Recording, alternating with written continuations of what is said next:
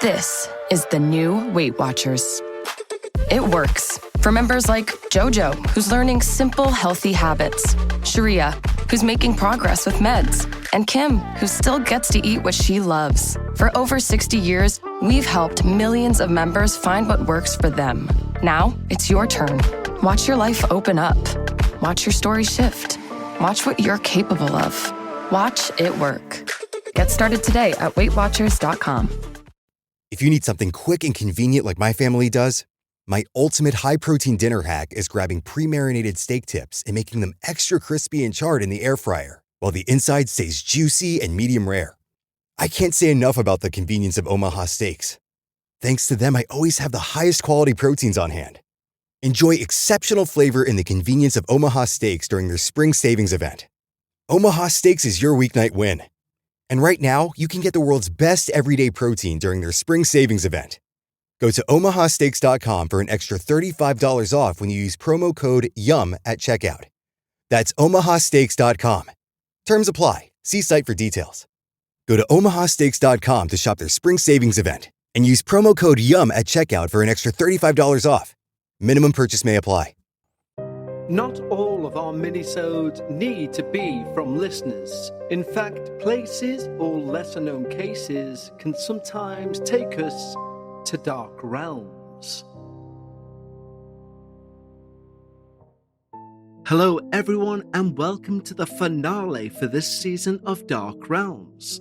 And yes, it does seem bizarre to be saying that, but I guess we're only doing 5 Dark Realms episodes each season now, so it was going to sneak up on me eventually. Now, you will have heard me say about a week ago that this season for me personally has been my favourite, and that's because of a myriad of reasons. One of them has been the fact that we've changed how we do Dark Realms so that we just don't talk always about haunted places. For example, the last Dark Realms we looked at the last person tried, or should I say, who served time under the Witchcraft Act in England. And I love the fact we've changed it in a way that we can talk about those sorts of things as well as major hauntings. Because today's episode is a topic which I find genuinely not just fascinating, but it kind of, for me, it is the best short sort of experience or experiences that kind of sum up what the paranormal is, or how it's viewed at least, on a minuscule scale. It's kind of a world within itself in regards to how the world sees the paranormal, and I'm genuinely excited to talk about it with you. So, allow me to do what I need to do before we jump right into our finale for Dark Realms. So, a big thank you to the most wonderful people who I know in the paranormal, and that is our Patrons. And that's not a hyperbole. Genuinely, they are the most like-minded, kindest people you're going to meet in the world of the paranormal.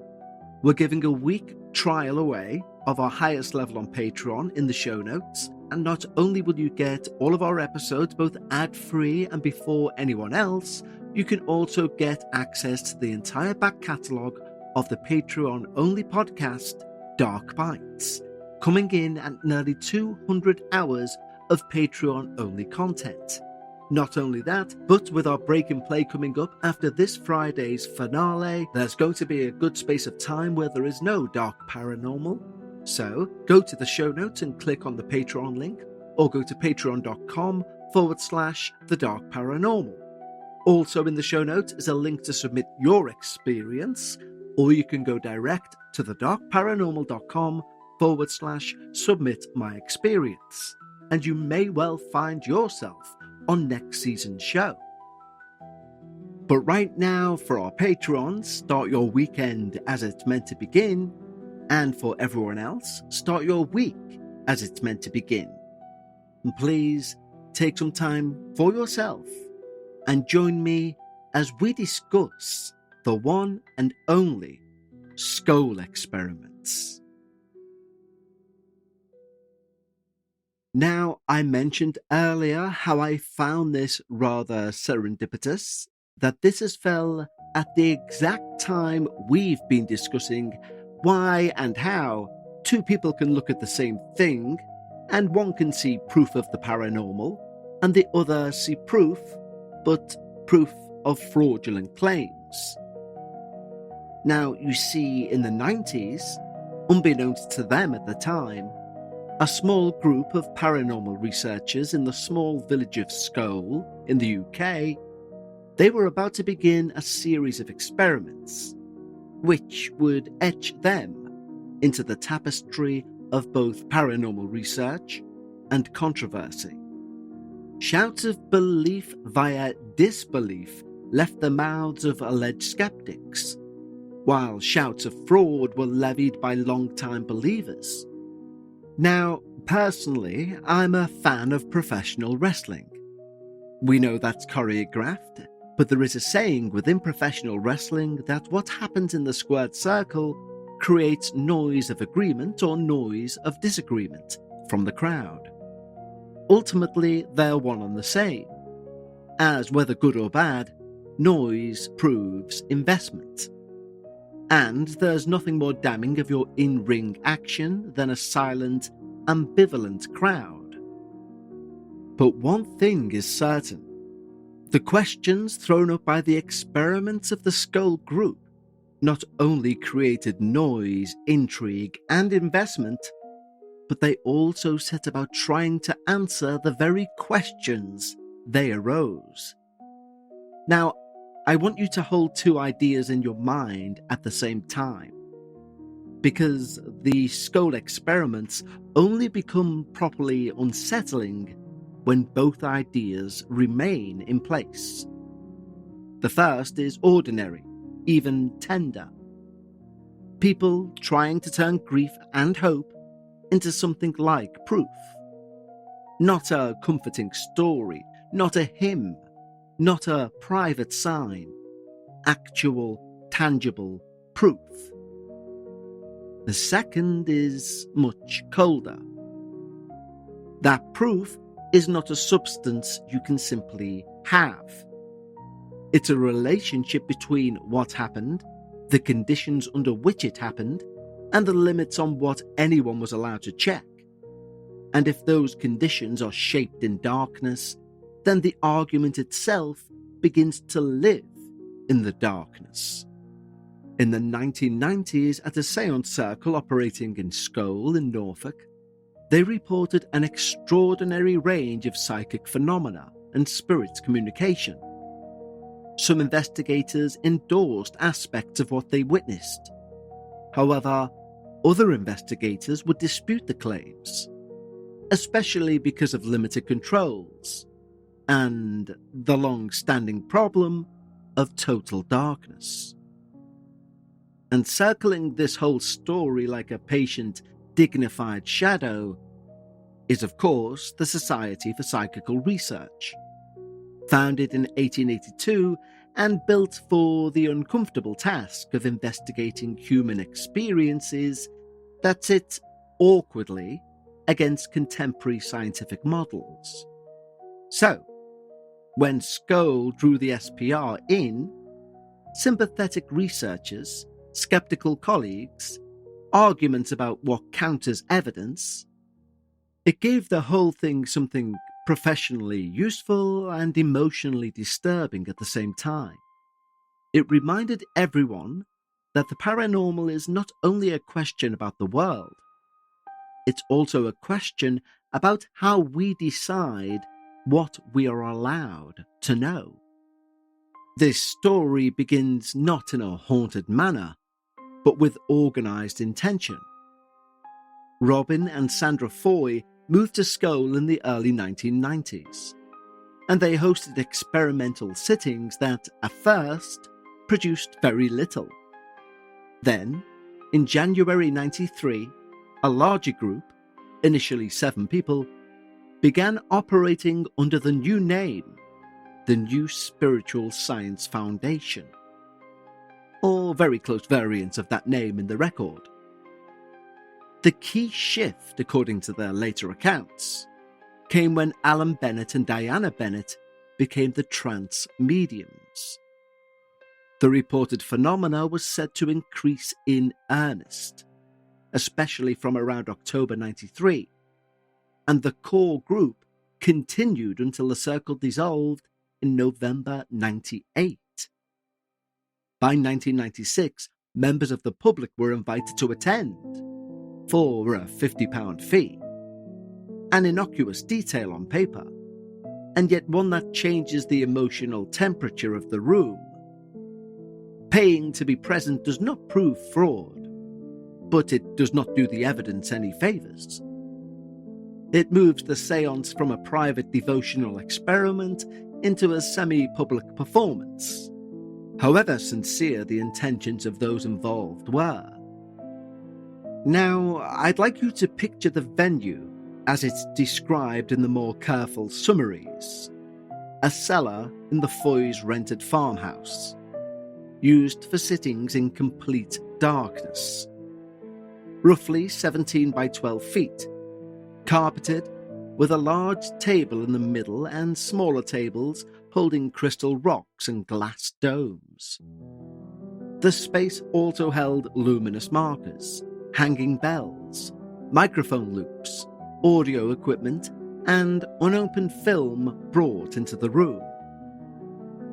Supportive accounts gave the cellar a nickname, the Scole Hole, and described sessions lasting around 2 to 2.5 hours, with sometimes multiple experiments running in parallel. That detail matters, because Scole did not present itself as a single dramatic manifestation.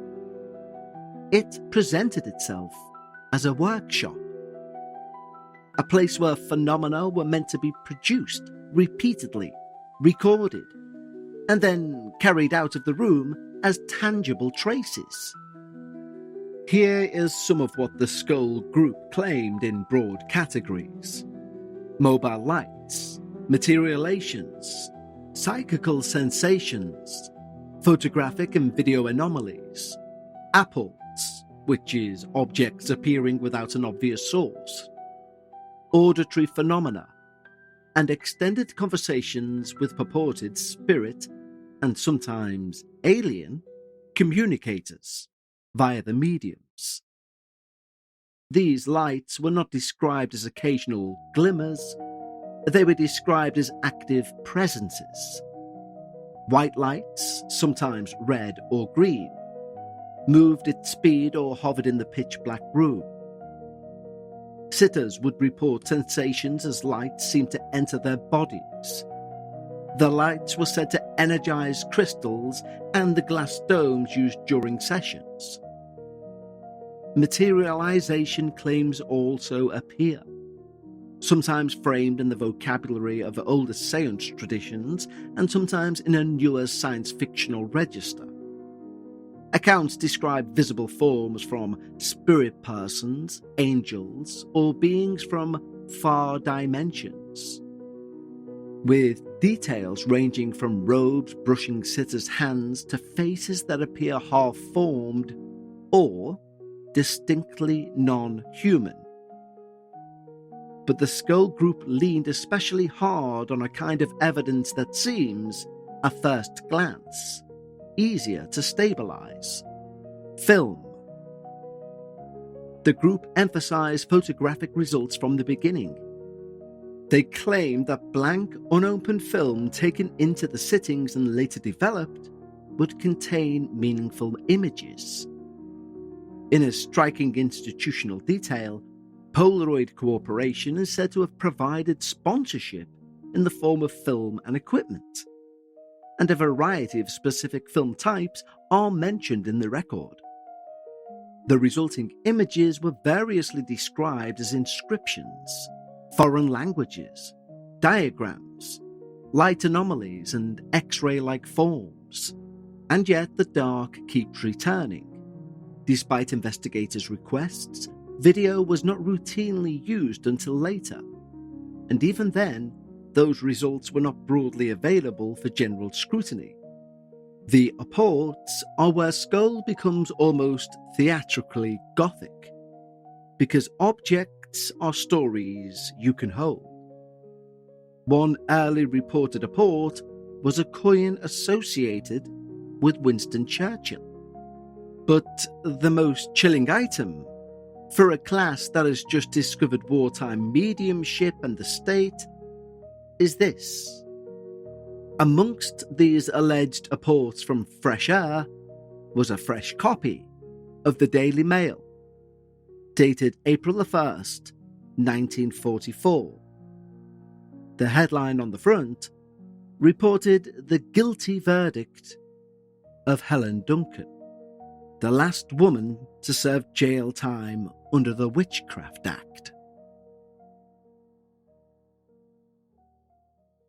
Today's show is sponsored by BetterHelp. Do you know the 8th of March is International Women's Day, a day to celebrate women everywhere, recognizing just how much they do each and every day. I lost my mother at a young age, which some would say is misfortune, but it got me to know my nan, who brought me up, as a better person, and the strength she shone through in my sister, who she brought up also, and she's now the strong matriarch of a family of her own. And believe me, the absolute seeming ease that she holds together her family can be so easy to overlook, as we sadly still have that stigma of, well, that's a woman's job, that's what a mother's meant to do, etc. But the emotional well-being of the women in our life can easily be overlooked. And therapy offers a safe space that they can take care of themselves in a way they deserve. And gentlemen, just stop and think about those unseen expectations they wake to daily. Their happiness isn't just a good thing, it's essential. And therapy can help create balance, set healthy boundaries, and support overall well-being for everyone. BetterHelp therapists work according to a strict code of conduct and are fully licensed in the US. A quick questionnaire will help identify your needs and preferences. With over 30,000 therapists, BetterHelp is the world's largest online therapy platform. Your emotional well-being matters, so find some support and feel lighter in therapy. Sign up and get 10% off at betterhelp.com. That's betterhelp.com. Today's episode of The Dark Paranormal is brought to you by Progressive Insurance. Fiscally responsible, financial geniuses, monetary magicians. These are things people say about drivers who switch their car insurance to Progressive and save hundreds. Because Progressive offers discounts for paying in full, owning a home, and more. Plus, you can count on their great customer service to help you when you need it. So your dollar goes a long way. Visit Progressive.com to see if you could save on car insurance. Progressive Casualty Insurance Companies and affiliates' potential savings will vary, not available in all states or situations. If you need something quick and convenient like my family does, my ultimate high-protein dinner hack is grabbing pre-marinated steak tips and making them extra crispy and charred in the air fryer, while the inside stays juicy and medium rare. I can't say enough about the convenience of Omaha Steaks. Thanks to them, I always have the highest quality proteins on hand. Enjoy exceptional flavor in the convenience of Omaha Steaks during their spring savings event. Omaha Steaks is your weeknight win. And right now, you can get the world's best everyday protein during their spring savings event. Go to omahasteaks.com for an extra $35 off when you use promo code YUM at checkout. That's omahasteaks.com. Terms apply. See site for details. Go to omahasteaks.com to shop their spring savings event and use promo code YUM at checkout for an extra $35 off. Minimum purchase may apply. Now, whether you read that as an audacious artifact of trickery or as an impossible breach in time, the effect is the same.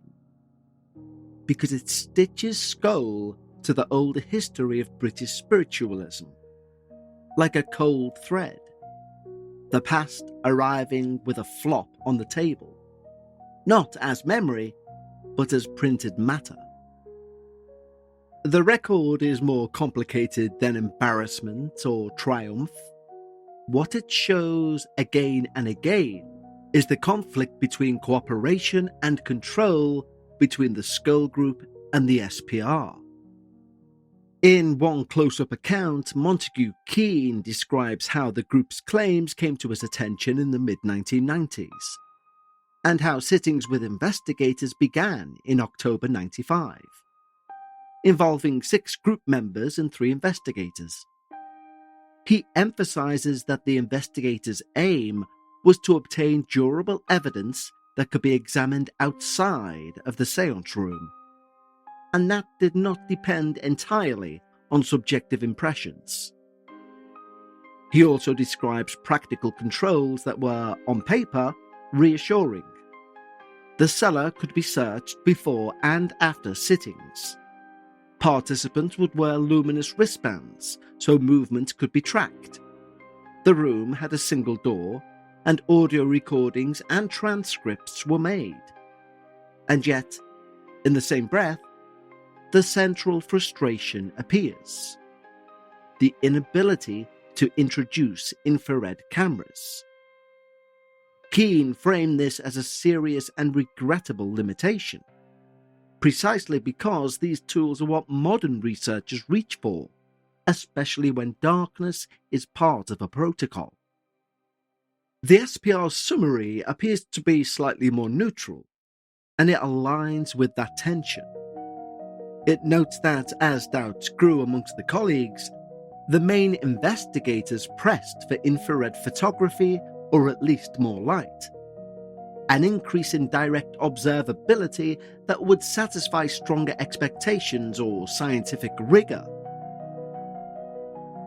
Those efforts were rebuffed and friction grew, and the investigation ended when the group terminated it. And this is where the fluster lives. Not simply in what investigators said they experienced, but in the fact that Scole offered them a bargain. Come in, observe, record, search the room, but you must accept the darkness as the price of admission. And if you do not accept the darkness, then the room is closed to you. In some ways, the most important Scole phenomenon is not a light, not an apport, not an image on film. It's the argument that followed. One strand of that argument is temporal and institutional. SPR events in 1999 and 2000 show, even in their titles, an organisation examining the strength of its own steel. How strong were its nerves? What counts as reasonable belief? What counts as acceptable evidence? And then, explicitly, a Scole debate later that year. Another strand is embodied in a single document, the Scole Report, authored by Keane, Arthur Ellison, and David Fontana, and later issued in at least one formal reprint edition by the SPR. To supporters, the report became a monument. Senior investigations, years of sittings, persistent phenomena, and no one caught in the act of fraud. To skeptics, it became something else entirely. A case study in how extraordinary claims can survive inside conditions that are not strong enough to kill them. The SPR's own catalogue-style summaries preserve the sharpness of this split. Donald West judged the report sadly unconvincing, arguing that when more secure methods were substituted, the phenomena virtually ceased. Anthony D. Cornell argued that normal explanations could account for many events, raising particular doubts about life phenomena supposedly captured on Polaroid film, and about the newspaper Apport. Alan Gould pressed harder. He acknowledged that there was no direct evidence of hoaxing, but argued there was quite a lot of indirect evidence, and that the evidence did not adequately defeat the hypothesis of production by normal means. And then there was the counterstroke.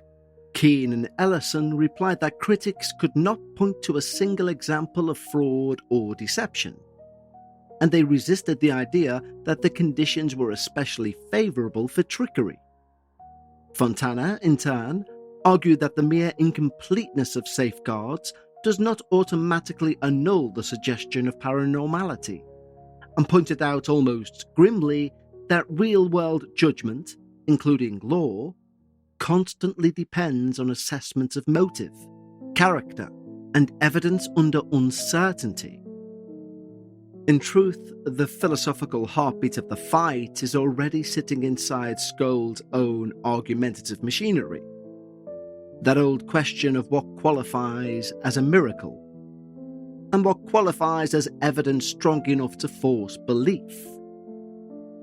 So, in as philosophical as this show will likely ever go, Scole becomes, in effect, not a haunted seminar or anything about the method of how you capture the paranormal.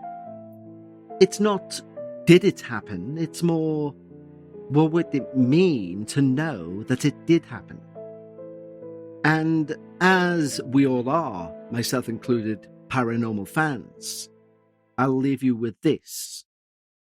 If you believe the phenomena was genuine, then Scole can feel like a rupture, a late 20th century breach in a long-forgotten wall, where something not human reached into a cellar and left some souvenirs. Voices without bodies, images on films, newspapers from 50-odd years ago. If you don't believe they were genuine, Scole still has teeth, because it's a reminder that the most efficient theatre doesn't always look like theatre. Sometimes it looks like research. Microphones, transcripts, film protocols, investigators, the language of experiment. And if you're trying, honestly, to stand in the middle, then that's when Scole becomes something stranger still. Because it becomes a demonstration of how evidence can be simultaneously abundant, yet insufficient. Claimed events by the dozen, multiple kinds of purported traces, but a framework of conditions, especially darkness and limits on instrumentation. That ensures the debate never fully leaves the room. And that's why the SPR, one of the oldest investigative teams in the world, if you will, an organisation built to investigate the anomalous, ends up divided in its own archives. One part speaking in the voice of endorsement and lived astonishment, another speaking in the voice of methodical refusal. So when you think about Scole, don't picture the lights. Picture the bargain. A cellar that wants to be a laboratory, but only on terms dictated within darkness. A set of phenomena that, if real, would be world-changing, yet arrive braided tightly to conditions that critics say make world-changing claims impossible to certify. And maybe that's the real haunting of Scole. Not that the dead spoke, not that someone somewhere may have cheated, but that the thirst for proof, real proof that could be carried out of the room, was strong enough to bring serious investigators into a cellar and keep them there, arguing about what counts as seeing, what counts as checking, what counts as knowledge, long after the room itself had had its door locked and been plunged into darkness for the final time. As ever, thank you for joining me on this look at one of the most interesting events in the paranormal. I could never do the over half a decade of Scole Experiments justice. Some of the things you will read, you simply will find it either too hard to believe, or you'll find it too hard to believe someone couldn't accept them. It's a can of worms that I needed to really try and surf on top of, because otherwise I would never have got out that door myself, and this would have been a 4-hour podcast. But as ever, thank you for joining me here on Dark Realms. I'll speak to you again next season for our next installment of Dark Realms, and until then, stay safe and take care.